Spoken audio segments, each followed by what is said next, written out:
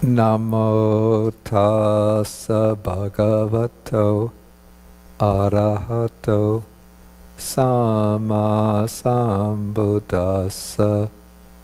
Namo tassa bhagavato arahato sama sambuddhassa. Namo tassa bhagavato arahato sama sambuddhassa.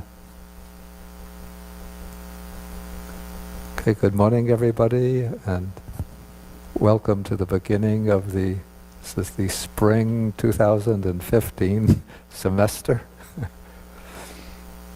The break has been so long, I think I've forgotten how to explain the sutta. Usually I begin by mentioning the name of the sutta, the number and name of the sutta.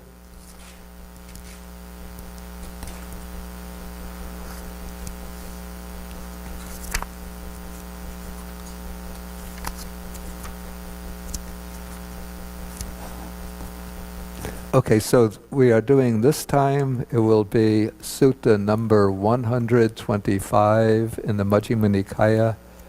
This is called the Dantabhūmi Sutta, which Bhikkhu Nyanamoli had translated the grade of the tamed. So the word bhumi originally means ground. So I would actually, if I were to revise this, I would change it maybe the stage of the tamed.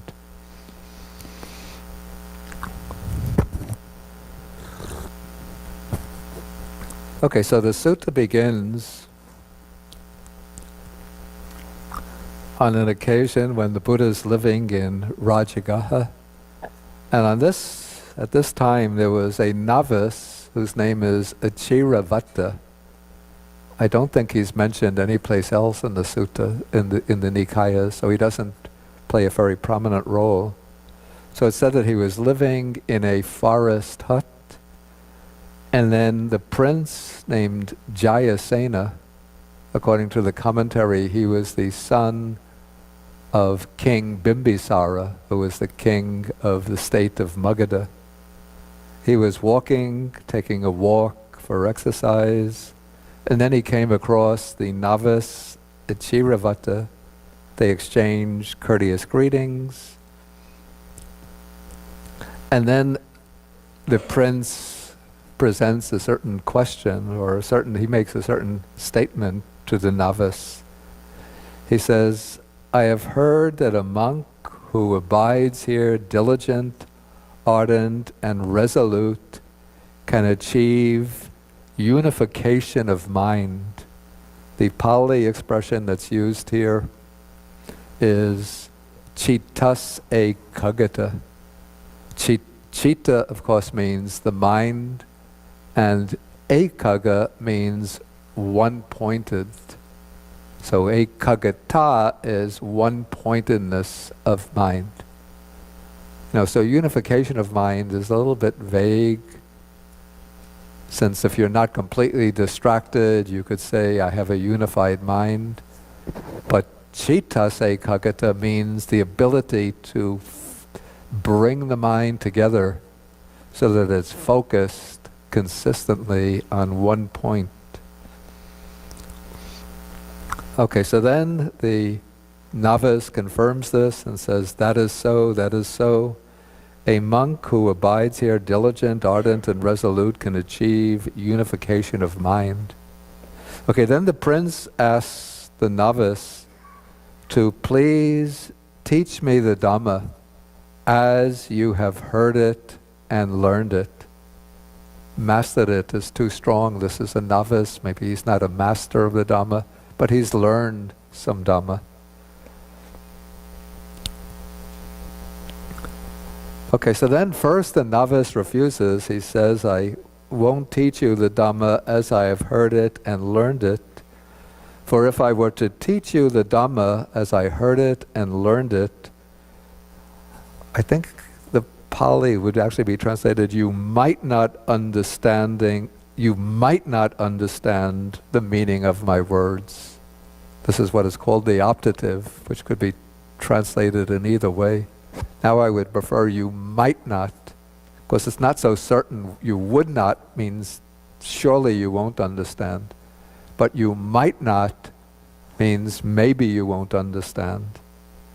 And that would be wearying and troublesome for me.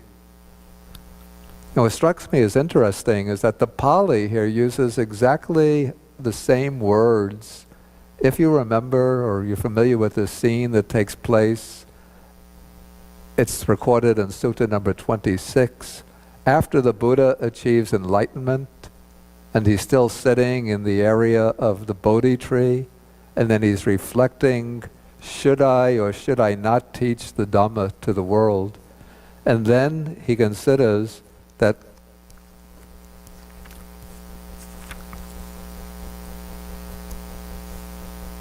this is actually in Sutta number 26, it's in paragraph 19 on page 260. He thinks that this Dhamma, especially dependent origination and Nibbana, is very hard to understand. Then he thinks, if I were to teach the Dhamma, others would not or might not understand me. And then he says, and that would be wearying and troublesome for me. So it's exactly the same words that the novice is using, the same words that the Buddha used when he initially decided that it would be too much trouble to try to teach the Dhamma. Okay, but then the prince is insistent, so he says, let Master Agivesana, that's the family name of the novice, let him teach me the Dhamma as he has heard it and learned it. Perhaps I might understand the meaning of his words. So now the novice agrees to this request, but he's going to attach a kind of little proviso to it. It's a little bit like, what do they call this in Congress when they're passing a bill and then they attach a rider to the bill. So he says, okay, Prince, I'll teach you the Dhamma as I have heard it and learned it. If you understand the meaning of my words, that is good. But if you don't understand the meaning, then just let's leave it at that and don't question me about it further. So apparently the novice is not so confident about his own knowledge of the Dhamma, so he's afraid that if he's going to get cross-questioned, he might be put in an embarrassing situation.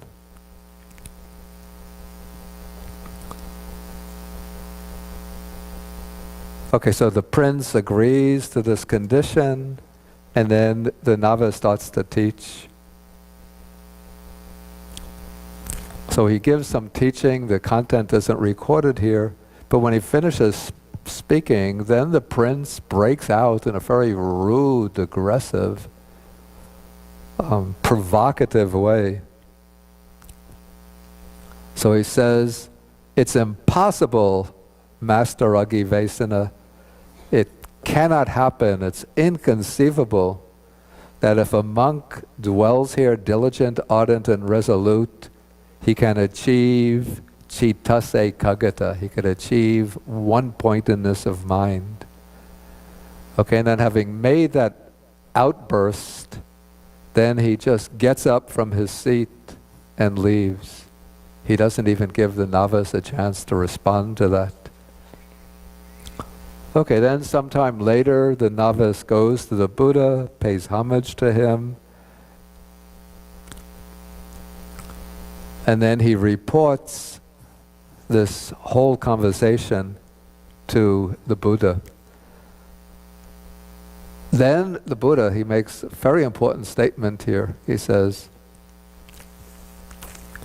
how is it possible that Prince Jayasena, living in the midst of sensual pleasures, enjoying sensual pleasures, being devoured by thoughts of sensual pleasures, being burnt up by the fever of sensual pleasures, being dedicated to the search for sensual pleasures, how is it possible that he could know, see, or realize that which must be known through renunciation, seen through renunciation, attained through renunciation, and realized through renunciation? That is impossible. Okay, so the Buddha is setting up here a kind of dichotomy or a contrast between, maybe you call it two ways of life, two types of mental orientation.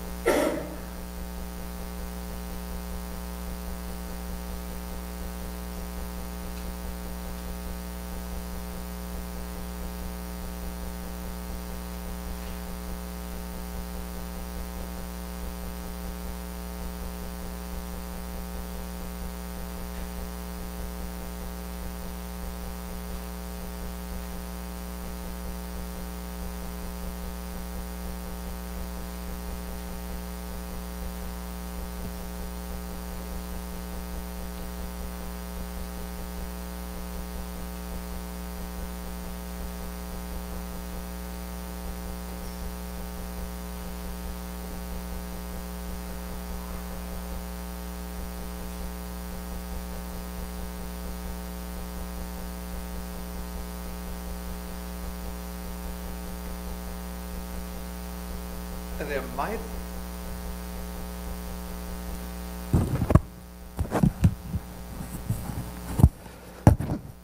we use the word nekama, which is translated as renunciation, but there might actually be two derivations of this word nekama, sort of two different meanings which sort of get mingled together in Pali.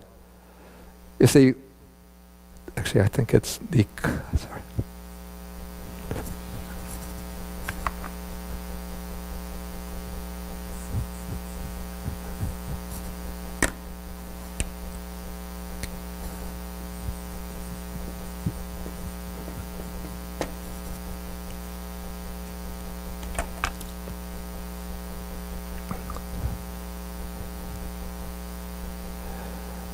Okay, so one derivation of nekama is from a verb, nikamati, which means literally stepping away or stepping out. And it's sometimes used in just ordinary discourse, like if one is leaving the city or the house, it's nikamati. But it's also used in Buddhist literature to signify the act of leaving the household life in order to become an ascetic or a monastic person. And so from the verb nikamati, one gets the noun nekama. So nikamati is going out, departing, and so what we render renunciation is literally departure from the worldly life or household life. But there's another possible derivation, which is as the negation of kama. Kama means sensual desire or sensual pleasure, and then the prefix nir is a negation, meaning without or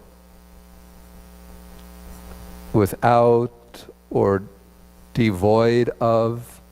So nikama would be devoid of sensuality, departing from sensuality.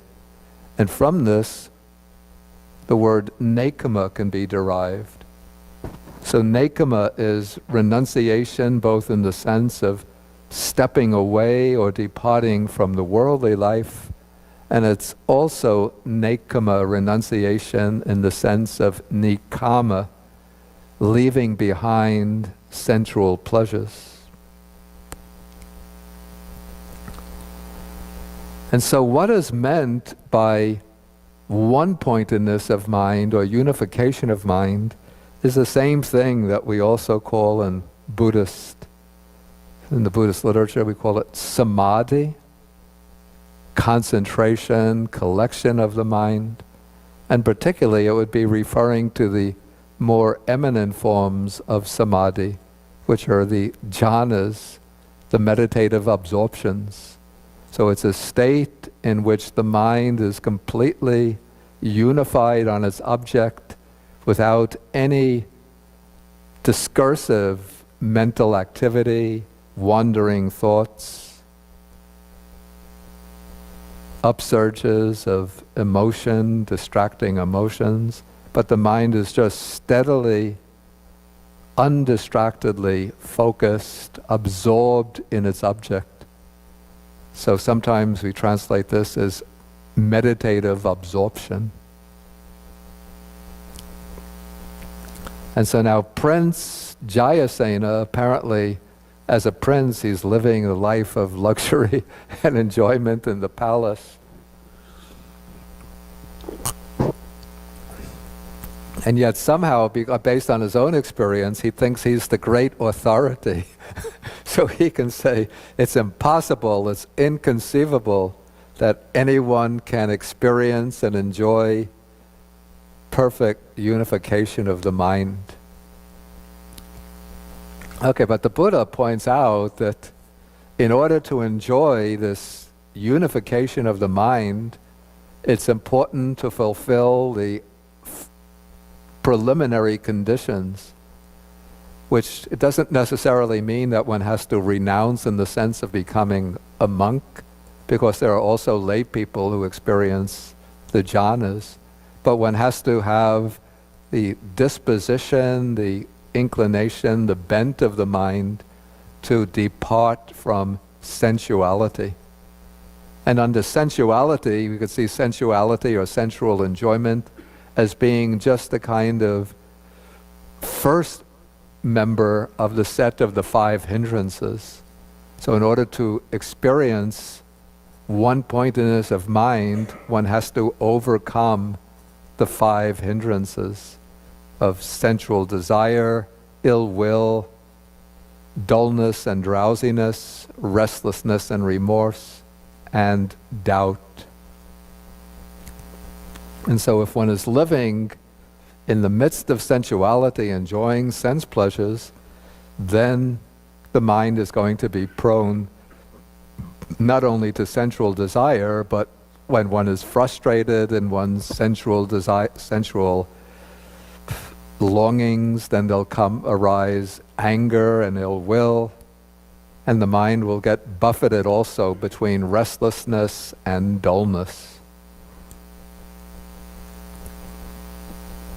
And so the Buddha is saying that in order to attain unification of mind, one has to be disposed to renunciation. And if one isn't even disposed towards renunciation, one shouldn't make pronouncements about what is possible, what is impossible. Okay, then to illustrate this, the Buddha uses 2 very impressive similes.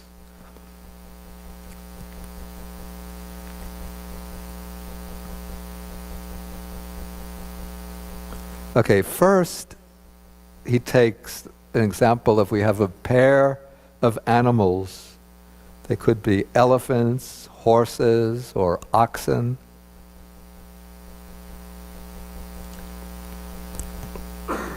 And these animals are said to be well-tamed and well-disciplined. And then we have 2 other animals that are to be tamed. And these are said to be untamed and undisciplined. The way it's presented in the Pali, I have to say, it's not all that clear, so I'm going to rephrase it a little bit. Okay, so let's say, instead of putting the question this way, I'm going to put it, would the two elephants, horses, or oxen that were well tamed and well disciplined be able to perform certain feats, certain tasks that the master might direct them to perform? For example, with an elephant, well, when I first came to Sri Lanka, my first week in Sri Lanka, I was staying at a monastery or temple in Colombo, and the monk told me that he would take me to the zoo. There was a zoo outside Colombo, the Dehavala Zoo, to see the dancing elephants. And so we went to the zoo, and then sure enough, at the appointed time, could be 3, 4 in the afternoon, the elephants come out dressed up in, fancy, do they call these caparisons? And then they go walking around in a circle. Then when the mahout hits the drum, then the elephants start dancing. Okay, so this is something that a tamed elephant can perform. And we have horses that can do many different tricks. You could tell a horse to rise up, it'll rise up, and kick in the back, and the horse can do various kinds of work, carry loads and so on. But if you just have wild elephants, wild horses, they can't perform those tricks, those feats, those tasks. Okay, so the Buddha uses this as a comparison. So the elephants, horses, or oxen that are well-disciplined, well-trained, that's like a person who is disposed to renunciation, who has taken up the life of renunciation. That person can do feats and tasks with the mind that the person who is undisciplined, untrained with the mind won't be able to do. And that person with the untrained, undisciplined mind, that is like the untrained elephants, horses, or oxen. But I like the second simile better. This is the one on paragraph 9. Okay, so the sutta says, suppose there were a high mountain near a village or town, and then 2 friends would leave the village or town, and they would go to the mountain. Okay, when they reach the mountain, then one friend stays below at the foot of the mountain. So from what follows, it seems it has to be more like a hill than a mountain, as we'll see. Okay, so one friend stays at the foot of the mountain, while the other climbs to the top. Okay, then the friend at the bottom of the mountain says to the one at the top, he says, "What do you see from the top of the mountain?" And the one on the top says, "Oh, standing on top of the mountain, I can look into the distance and I see beautiful parks, beautiful groves, lovely meadows, and lovely ponds." And you see why I say it's a hill, because if it's really a mountain, unless you have a powerful amplifier, you're not going to be able to address somebody who's on the top of the mountain. Okay, so the one on top says he sees all of these lovely sights. Then the one on the bottom says, it's impossible, it cannot happen that standing on the mountain you might see lovely parks, lovely meadows, lovely groves, lovely ponds. Okay, so the one on the bottom of the mountain thinks he's the great authority about what lies on the other side of the mountain, but he hasn't climbed the mountain, so how can he make any authoritative statements about what is on the other side of the mountain? But now the friend on the top comes down to the foot of the mountain, He takes his friend by the arm and pulls him up to the top of the mountain. And then, giving him a few moments to catch his breath, he says, "Well, now you're on the top of the mountain too. What do you see on the other side?"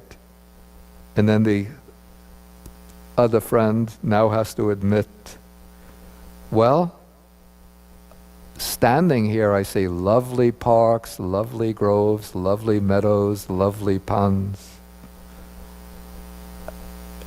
And then the first friend now says, "Well, didn't you just say it's impossible?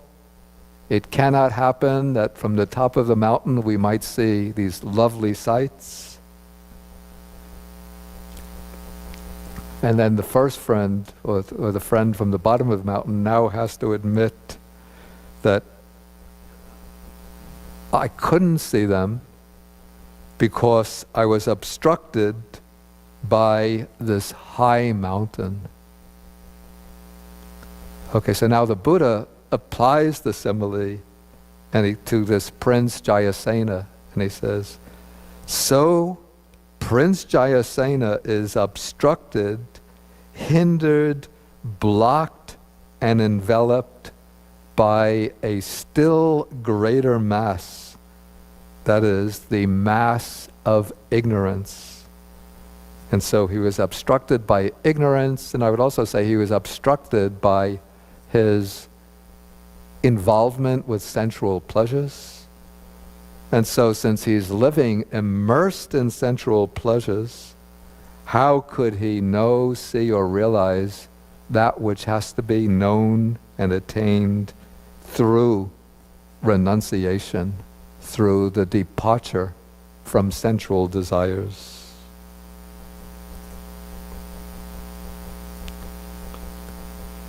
Okay, then the Buddha says, if these two similes had occurred to you when you were speaking to Jayasena, he would have spontaneously acquired confidence in you. He would have gained trust in you, been pleased with you, and then he would have expressed his trust and confidence to you.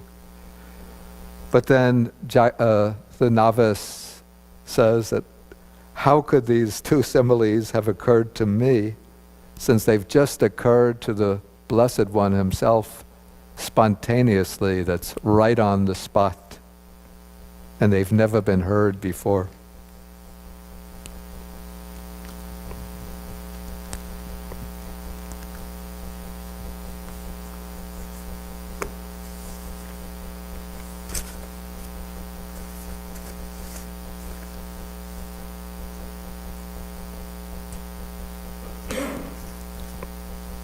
Okay, now at this point, the Buddha sort of takes off and goes into a detailed exposition of the training of a disciple, delineating the stages of training by which he is led to the point where he's able to gain that unification of mind.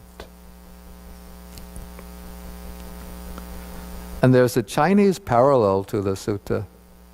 This is in the Chinese Madhyama Agama. It's sutta number 198. And there are some interesting differences between the two versions. And Venerable Analayo, in his studies on the Madhyama Agama, he has a comparison between the two versions. And he makes what I would call a convincing case that in certain respects, the version preserved in Chinese translation is probably more reliable than the version preserved in Pali.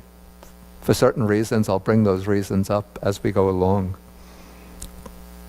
Okay, here the Buddha is sketching the stages of training of the disciple, but first he's going to do this by comparison with the training of an elephant.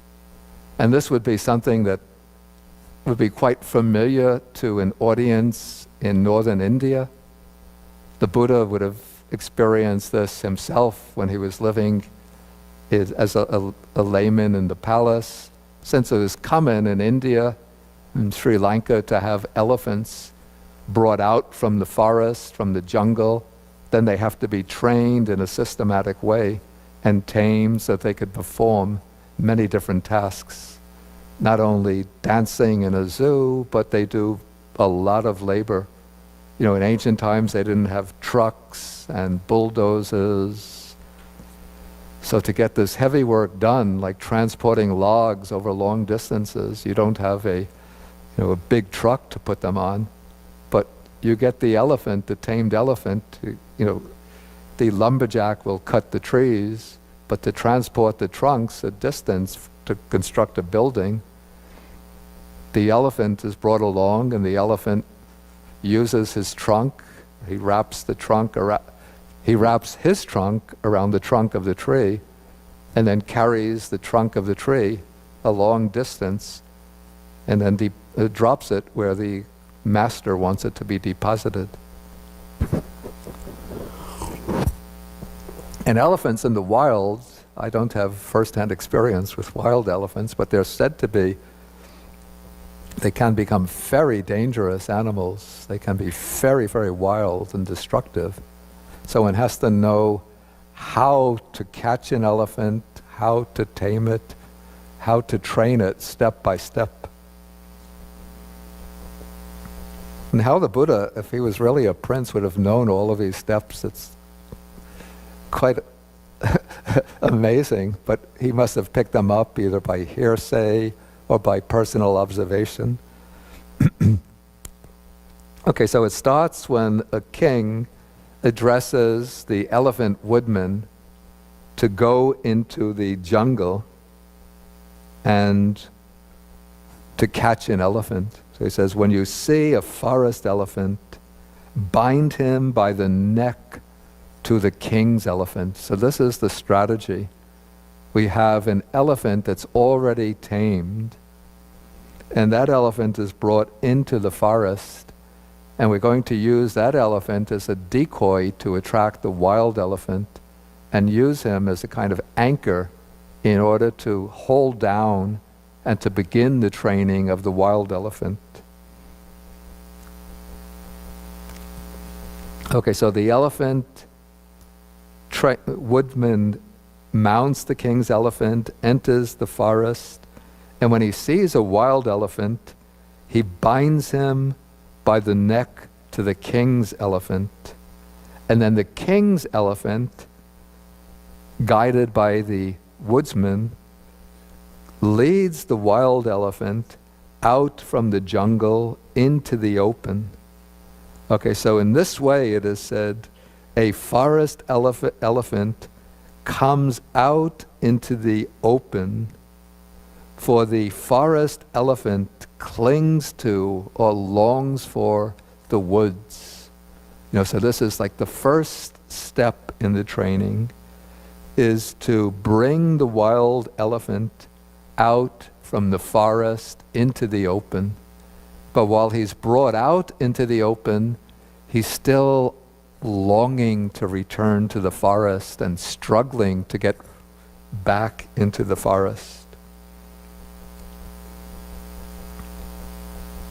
Okay, so now the king addresses the elephant trainer, and he says, "Come, good man, tame the forest elephant, subdue his forest habits, his memories of the forest, his thoughts of the forest, subdue his distress, fatigue, and his fever, it's not quite a fever, his excitement about leaving the forest, and get him to take delight in the town and inculcate in him habits congenial to human beings. Teach him how to get along well with human beings."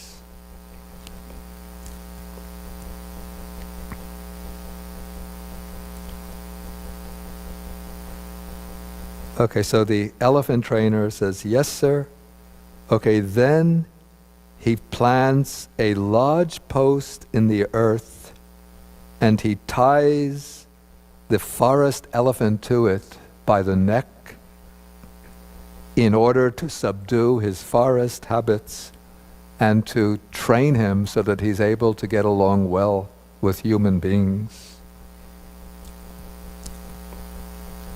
Okay, so this, we could say, is the second stage of the training, that is subduing the forest habits and making him get along with other human beings. And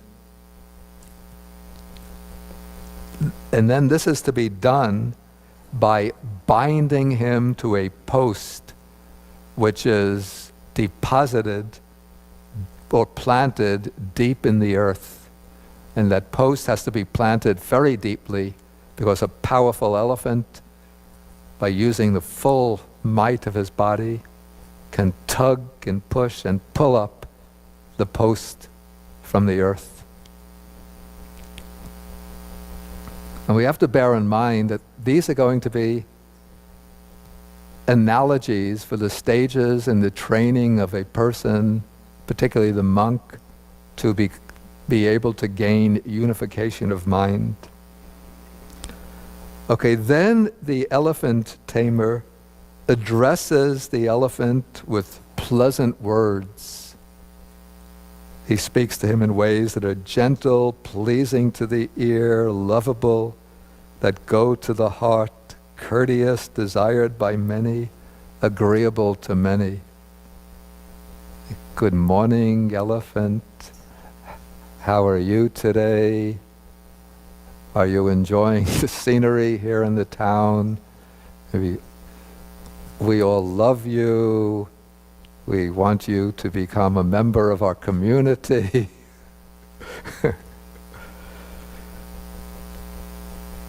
We're going to feed you well.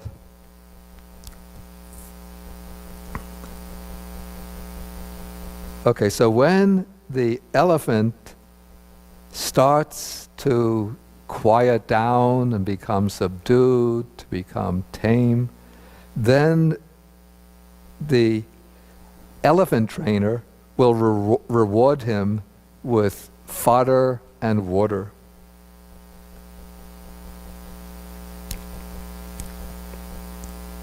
And when the elephant, probably in the early days when he's pulled out from the forest, the elephant, because he's so upset, he won't even eat or drink. Maybe he thinks it's better to die than to live on in captivity like this, just a prisoner. But once he starts to get used to the elephant trainer and to hear these gentle, loving words, his heart softens and he shows his willingness to eat the fodder and drink the water. And so then everybody knows now the elephant is going to live, he'll submit to the training. Okay, so now the elephant tamer is starting to train the elephant. So he gives him various simple tasks. Take this up, put this down, go forward, go back, get up, sit down, until he masters all of these simple tasks. Then, when the elephant shows that he's been trained up to this point, then the elephant tamer trains him in the task called imperturbability, or immobility, not moving, not budging, even in the midst of attack.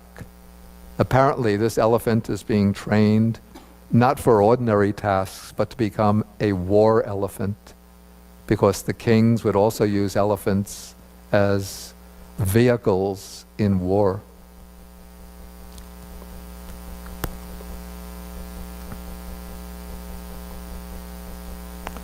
So he now trains him in the task called imperturbability.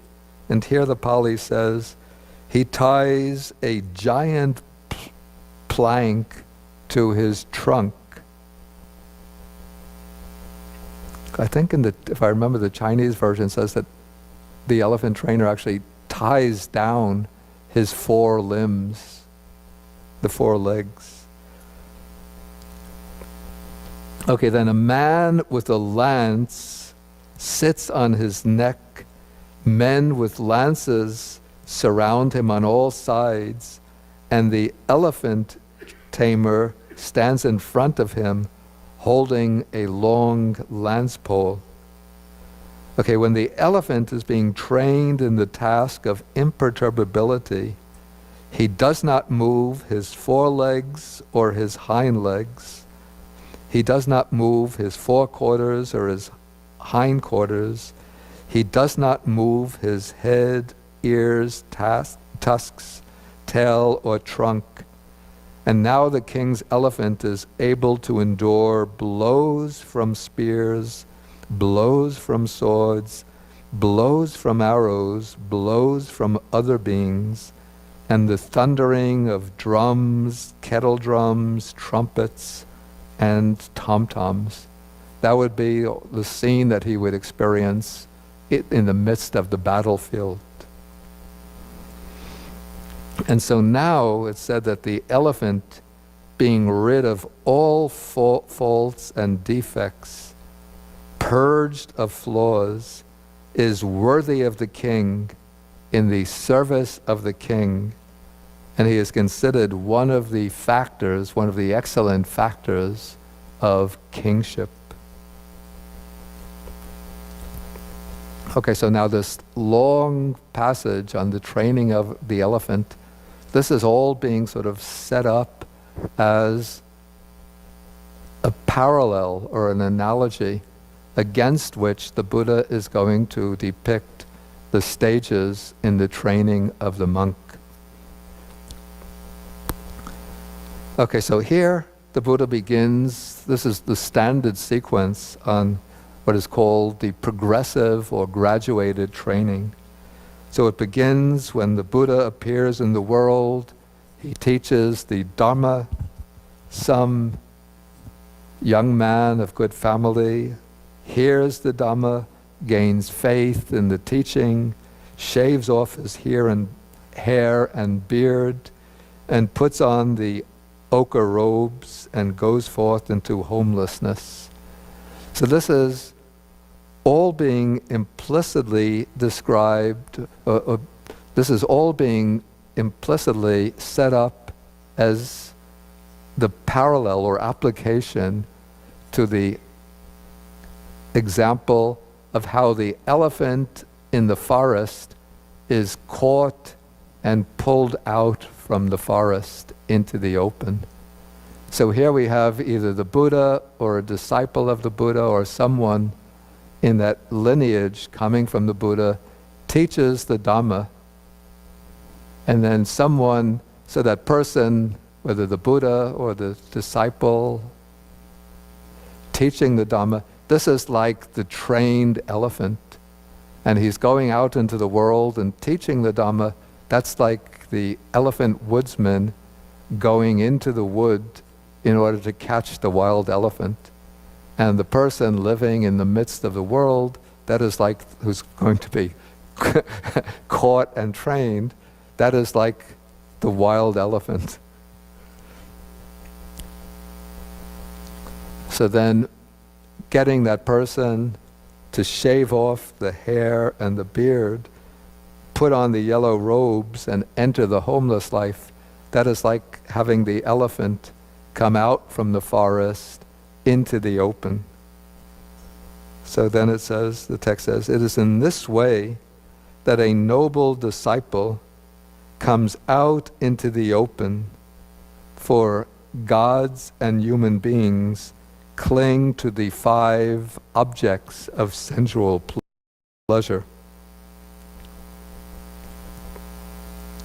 Okay, then the text goes on and to speak about how the Tathagata, the Buddha, further trains the disciple.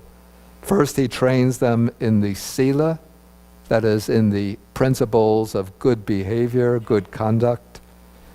And he says, be restrained by the patimokkha, that's the code of monastic rules, seeing fear in the slightest faults, train by undertaking the precepts. So we have the stage of observing the precepts, the moral training. Next comes the training in restraint of the sense faculties. Again, this is a standard passage. Then comes 17,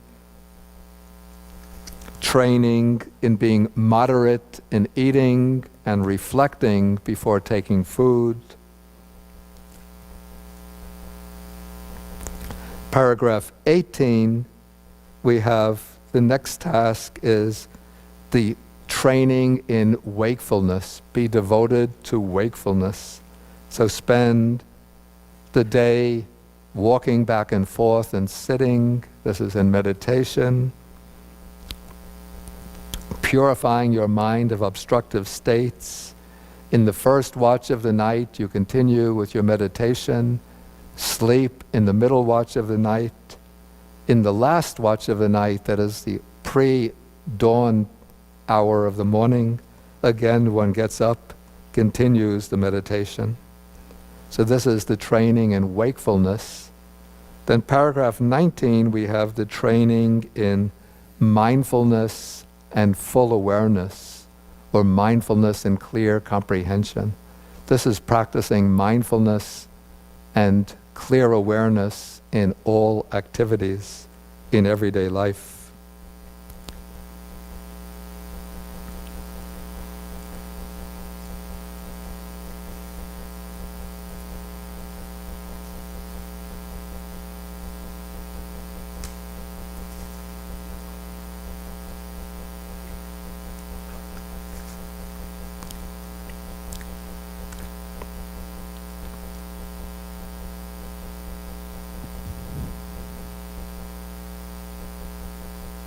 Maybe I'll ask if there's any questions at this point.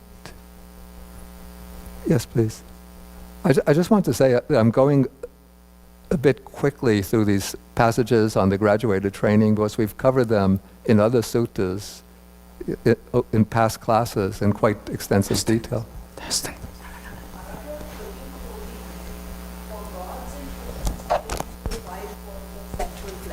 Yeah. Unclear about the gods and humans part of it. Excuse me? Yeah, I think it's good to use that microphone, so. It's not on.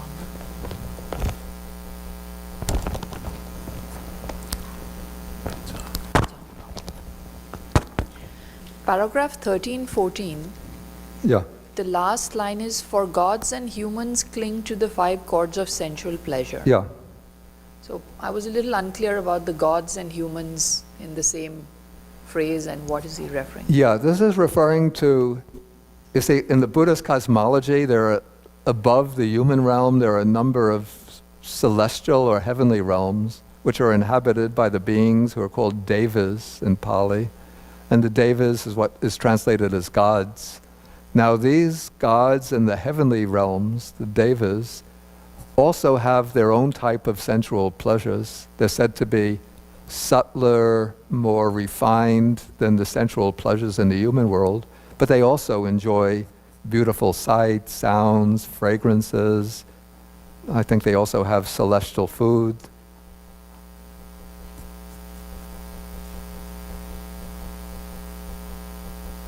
Anything further? Okay, so let us continue then. Okay, so now, after the disciple has been practicing this mindfulness and clear comprehension, now it said the Tathagata disciplines him further and says, now, monk, go to a secluded resting place. And he mentions the forest, the foot of a tree, a mountain, and so forth. And so the monk now goes to the secluded resting place. After his alms round, after the meal, he sits down, crosses his legs, and he begins his meditation by abandoning the 5 hindrances, overcoming covetousness or sensual desire, ill will or hatred, dullness and drowsiness, sloth and torpor, and restlessness and remorse and doubt.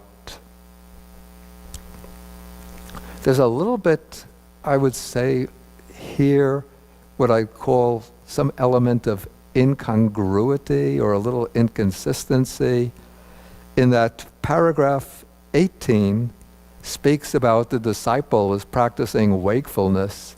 So he's practicing meditation almost the whole day. And then it comes down to paragraph 21, 20 and 21, where the Buddha is saying, now you go off into seclusion and practice meditation to overcome the 5 hindrances. So it seems like both paragraphs are really saying the same thing in different ways. I think this comes about because the sutta is bringing together 2 different schemes, 2 different outlines of the gradual training, and they don't quite mesh perfectly.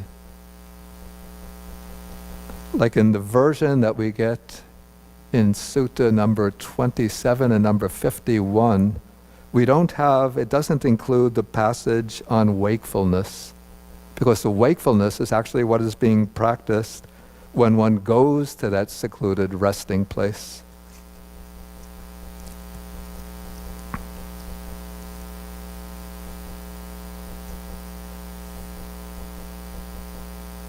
Like in what seems to be the more standard version of Sutta 51, we get restraint of the sense faculties. This is on page 450. In paragraph 16, we get restraint of the sense faculties. Then paragraph 17, we get mindfulness and clear comprehension. Then paragraph 18, we get the disciple going to the secluded dwelling place. And paragraph 19, the overcoming of the 5 hindrances. So it seems that this sutta is trying to, probably in the process of oral transmission, some reciters inserted the passage on wakefulness and maybe moderation in eating and wakefulness into the sequence so that they don't quite fit in harmoniously there. Okay, now we get to something which is rather puzzling and yeah.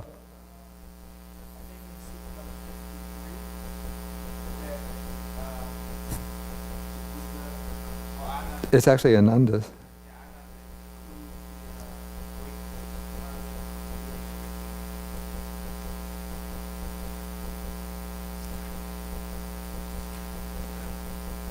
Yeah, we have moderation in eating and wakefulness there, but you see, that is not presenting the gradual training as the same sequence. So there it fits in without any kind of friction there. But here it doesn't quite fit in. It's a little bit like fitting, is it a round peg into a square peg into a round hole? Number 39, well, I don't want to get off course, but 39 has a sequence on the gradual training.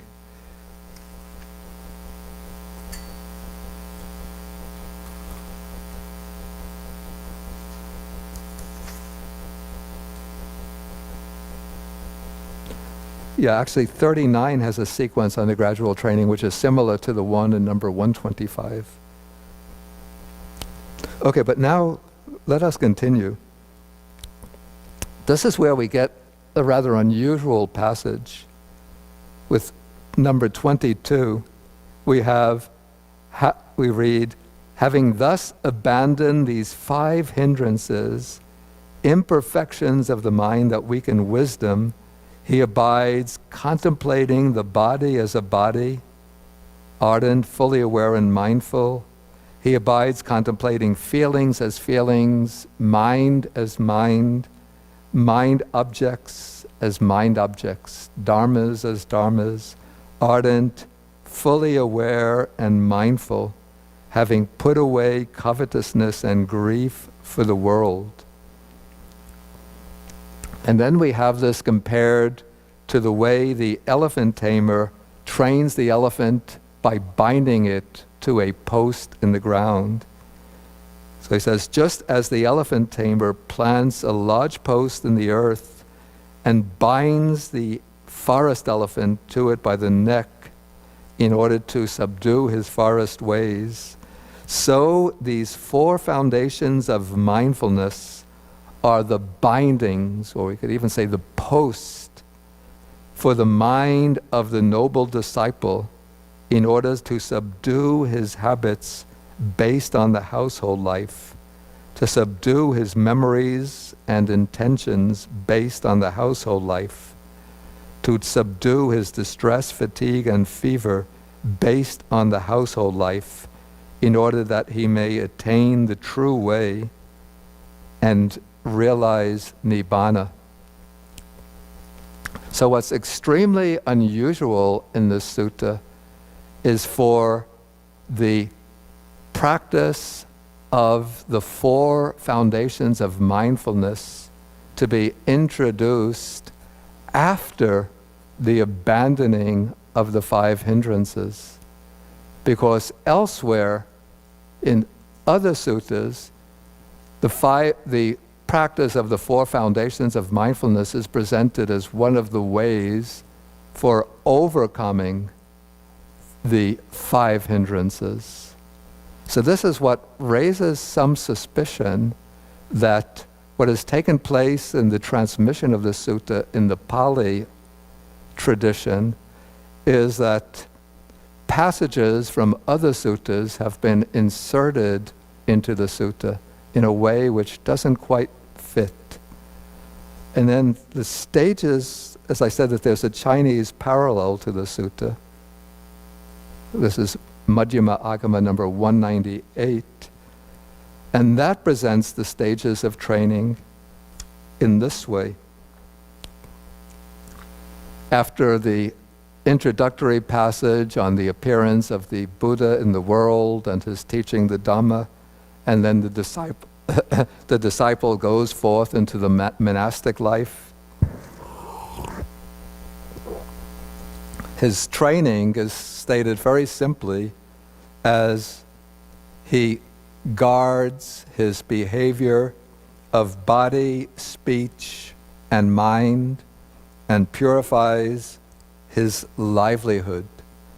And from there, it moves directly into the training in the four foundations of mindfulness.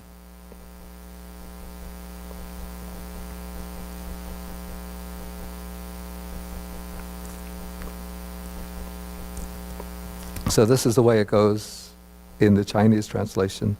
It says, at first the Tathagata tames that monk and says, you should maintain purity of livelihood in body, maintain purity of livelihood in speech, purity of livelihood in mind. When the noble disciple maintains purity of livelihood in body, in speech, and in mind, then the Tathagata further tames the monk thus. You should contemplate the body as the body internally, etc. Contemplate feelings, contemplate the mind, contemplate the dharmas. In order to, and then it says, these four establishments of mindfulness are what is called a settling of the noble disciple's mind, binding that mind to control intentions of delight in the household, to discard thoughts of desire for the household, to stop household weariness, so that he delights in the right dharma and in developing noble conduct. Okay, so here we go directly from the stage of training in the moral discipline or in right behavior to training in the four foundations of mindfulness. And so it seems to have happened with the Pali version is that because sequence on the gradual training is familiar from other sources, it came to be inserted into the sutta through the process of oral transmission. But it makes sense, in fact, to me it makes more sense to go directly from the training in moral discipline to go directly into the training in the 4 foundations of mindfulness. Because that has a closer parallel to the training of the elephant.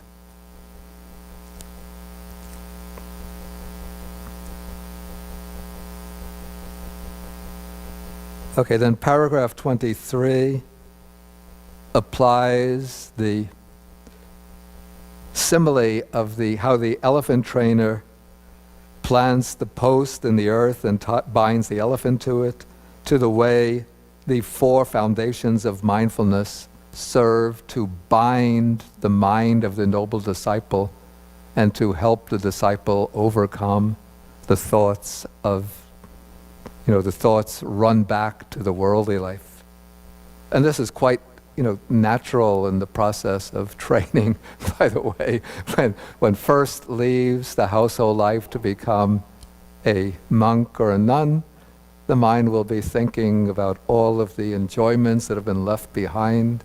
And so one has to find a way to train the mind, to bind it to enjoyment or delight in the monastic life. And it's the 4 foundations of mindfulness that serve that purpose. Okay, now we continue further.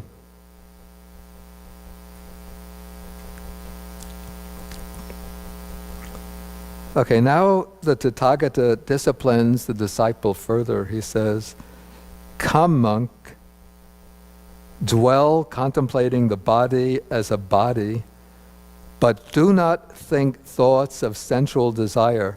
Abide contemplating feelings as feelings, mind as mind objects as mind objects, but do not think thoughts of sensual desire."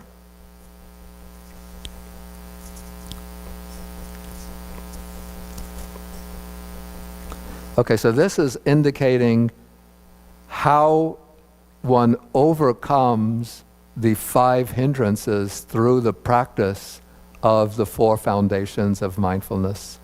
And this seems to me to be further proof that the original sequence should go from the training in good behavior directly into the training in the 4 foundations of mindfulness.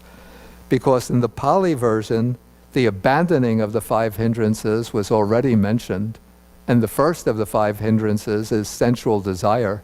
So if the disciple has already abandoned sensual desire and the other hindrances, then there's no need for the Buddha to mention, "Do not think thoughts of sensual desire."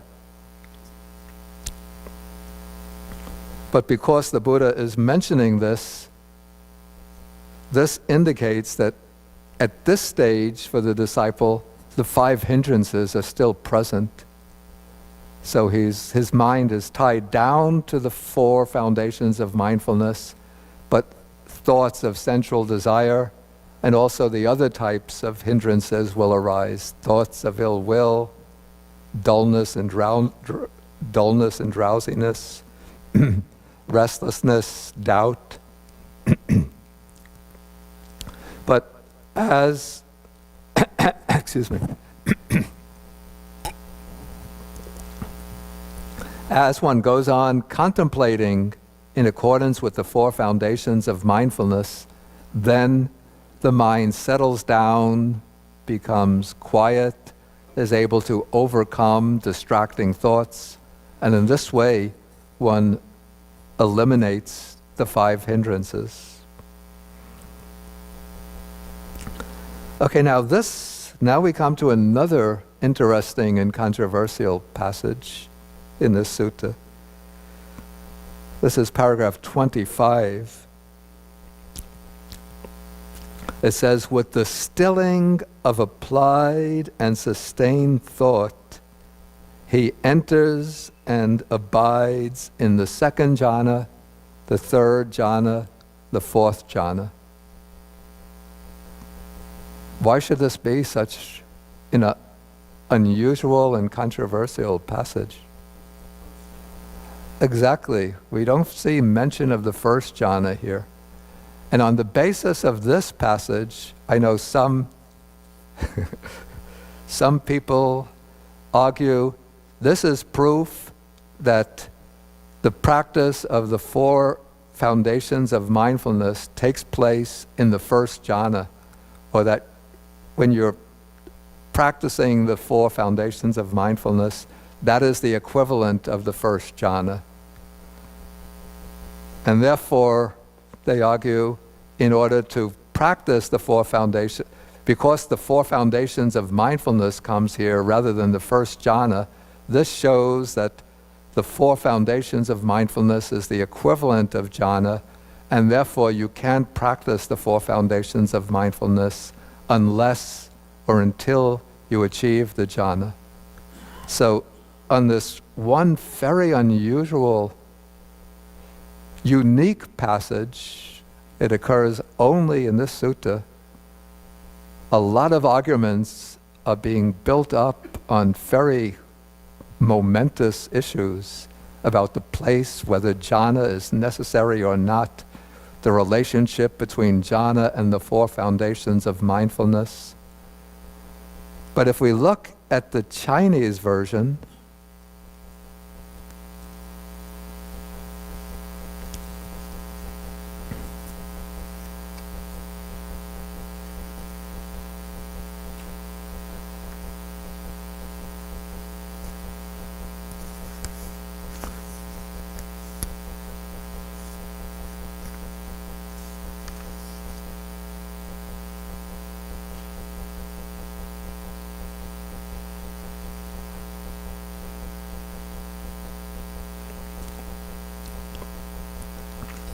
it says that, now the noble disciple is following the instructions of the Tathagata. Then we come to the next passage. When the noble disciple follows the instructions of the Tathagata, then the Tathagata further trains him.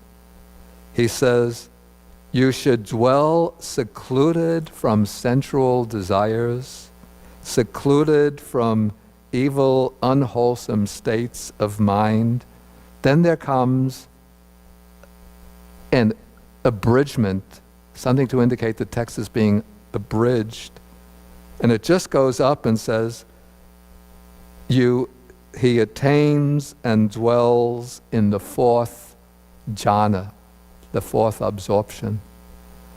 So we see here, this is where it requires a bit of skill in knowing how to read a Buddhist text, because often repetitive passages are condensed. So it starts off by saying, you should dwell secluded from sensual desires, secluded from evil, unwholesome states of mind. Now, if we see that phrase, what does it tell us? What? Not quite. I mean, it might be the case, but exactly. This is the beginning. You see, the suttas are preserved very much in formulas, fixed formulas, which occur, repeated from one sutta to another to another. So this is the fixed formula leading into the description of the first jhana. This you find in countless suttas in the Majjhima Nikaya. For example, you find a sutta number,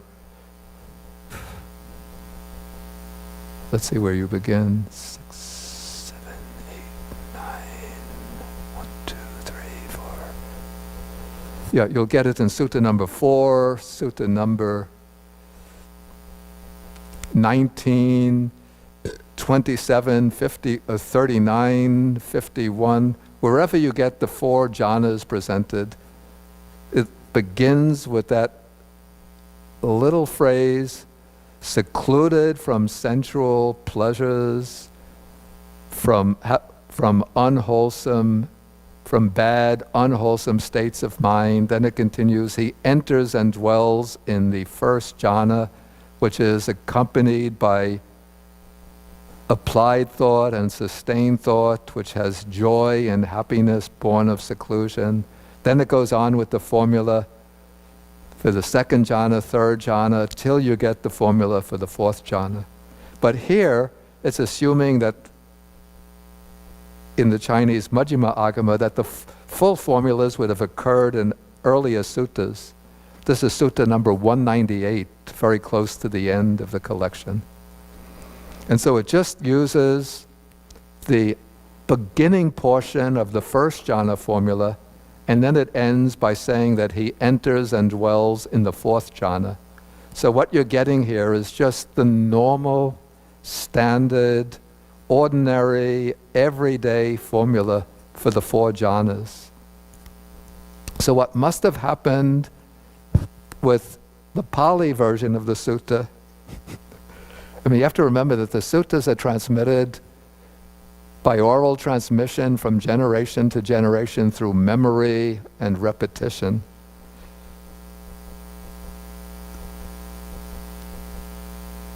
I think Venerable Analio had some comment on this. Let me see if I could find it.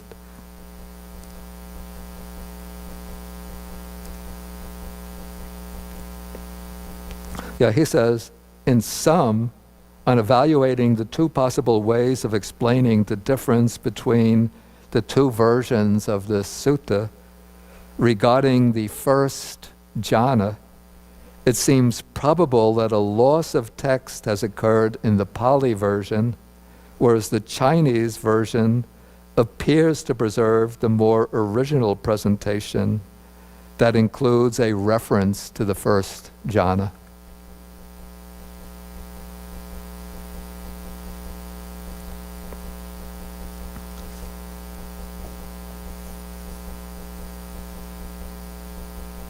Okay, then we come to, with the fourth jhana, we come to another interesting difference between the two versions.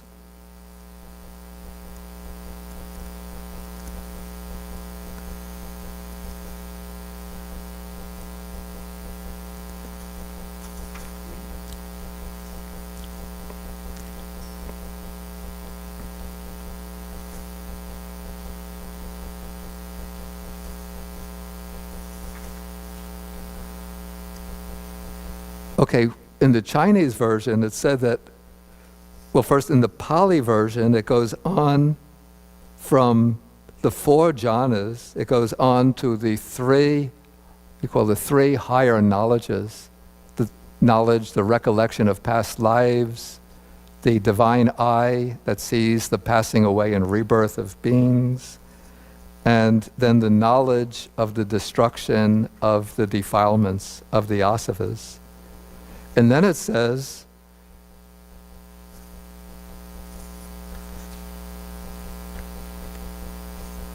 that after attaining arahatship, then the monk is able to endure cold and heat, hunger and thirst, and so on.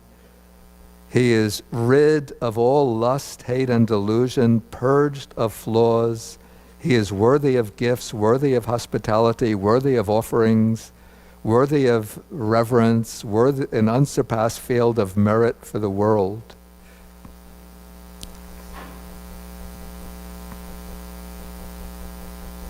Now, the Chinese version does not mention the three higher knowledges, but it ends the sequence with the attainment of the four jhanas. And then it said that when the disciple is established in the fourth jhana,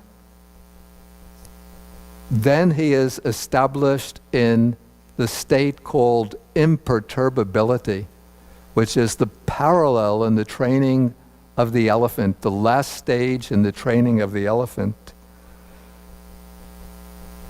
Then, when the disciple is established in imperturbability, then he's able to bear hunger and thirst, cold and heat, mosquitoes and flies, being beaten with sticks, and so on.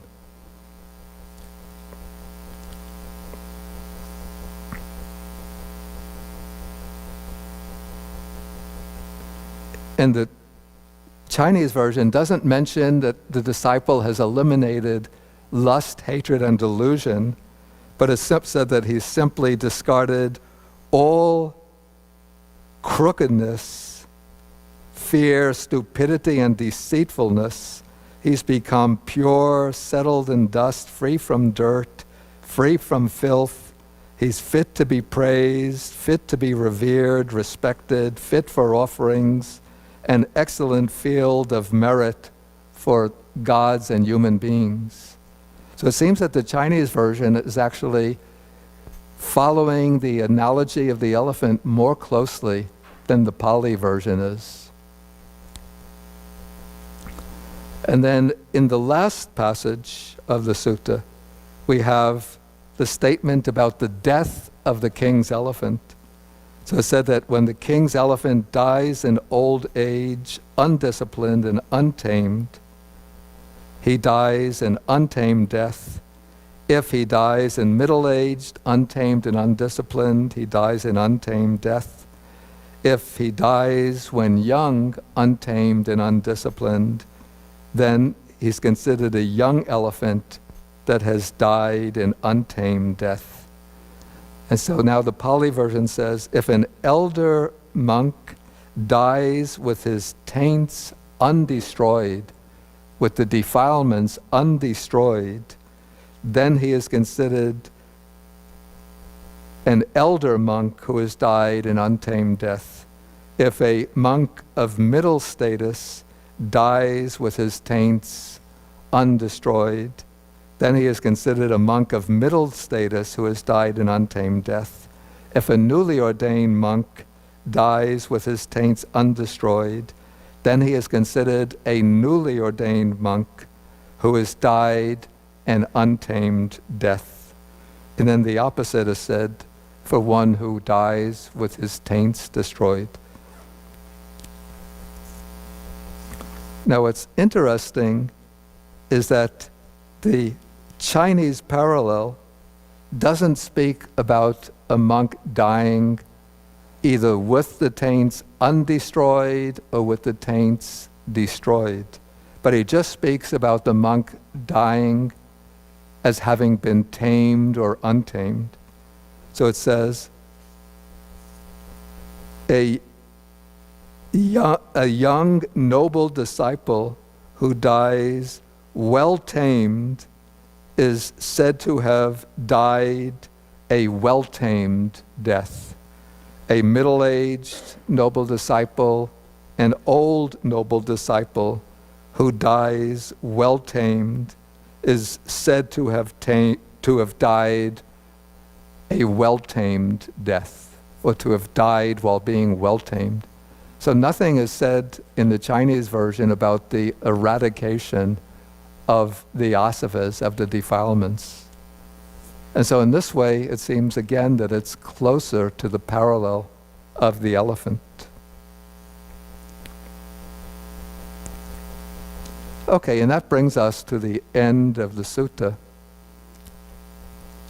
If there are any quick questions that could be asked here, then we'll take them now in 5 minutes.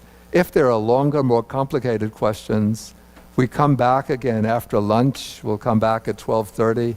Then please bring up the more complicated question after the lunch. Richard? Please take the microphone.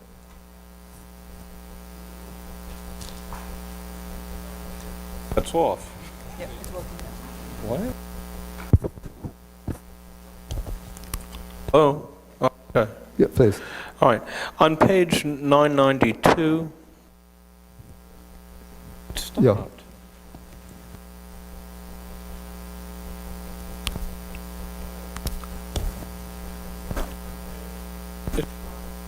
Okay. What? No, it's working. Okay. But it comes and goes. All right, on page 992, in the third paragraph, there's a confusion, or it looks to me like a confusion between the king's elephant of 12 the last sentence of the first paragraph is I think it's better to maybe turn that off and speak loudly. It's getting me all mixed up with.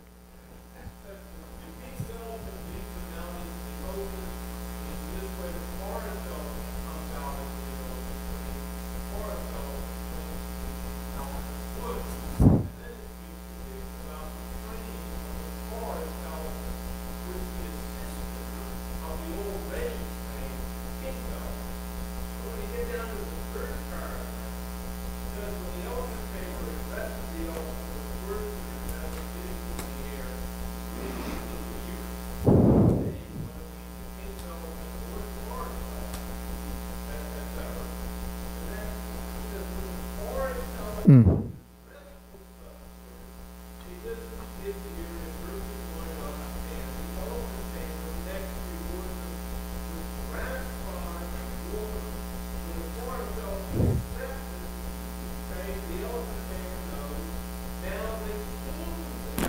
Okay. Okay, I see the. Okay, I see the problem. Okay.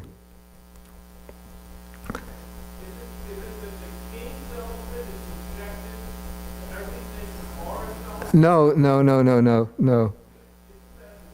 Okay, wait, just.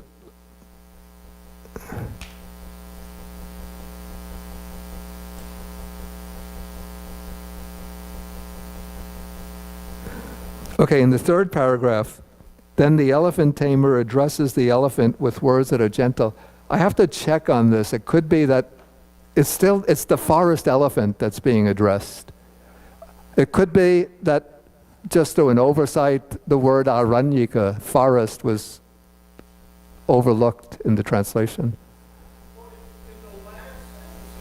Okay, wait. Let me come. Okay, now when we come to the sentence, now the king's elephant will live. The others are now regarding the forest elephant because it's been brought out into the open and has been subdued by the king or by the king's men. Now they're considering that elephant is now the king's elephant as well. Yeah. Yeah.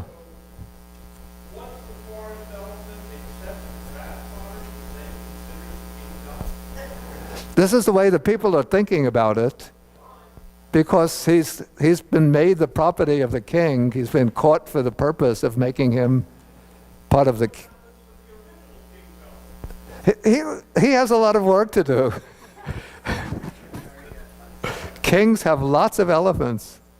Okay, last question, then we'll have to share the merits and go for. Yeah.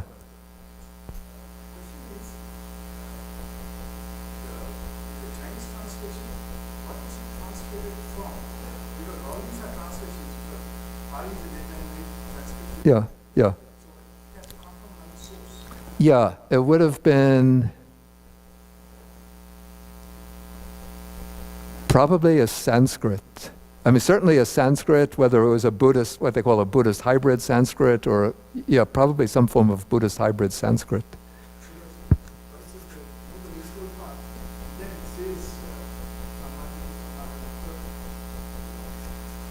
Yeah. Yeah.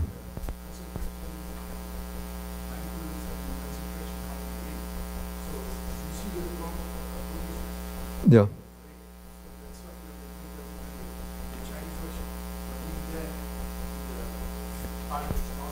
Yeah. Yeah.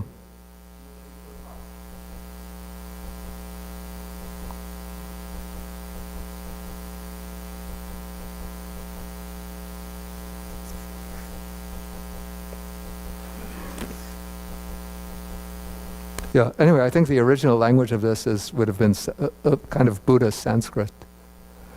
Okay, we will stop now and share the merits, and then you can go for lunch up the hill and then come back here. We'll meet again at 12:30. So I think you have the sheets for the sharing of the merits with the devas. Those are the deities, the bhutas, or local spirits. the nagas or dragon spirits, and with all other beings. Akasata chabumata deva naga mahitika punyantang anumoditva chirang rakantu sasanang. Akasata chabumata deva naga mahitika punyantang anumoditva chirang rakantu desanang. Akasata chabumata deva naga mahidika punyantang anumoditva chirang rakantu mang parang. Etavatacham hehi sampadang punya sampadang sabe devanumodantu sabha sampati siddhya. Etavatacham hehi sampadang punya sampadang sabe bhutanumodantu sabha sampati siddhya. Etavatacham hehi sampadang punya sampadang sabe satanumodantu sabha sampati siddhya. Bhavagopadaya vichihitato etantare satakai upapanna rupya rupicha asanya sanino tukha pamuchantu pusantu nibuting.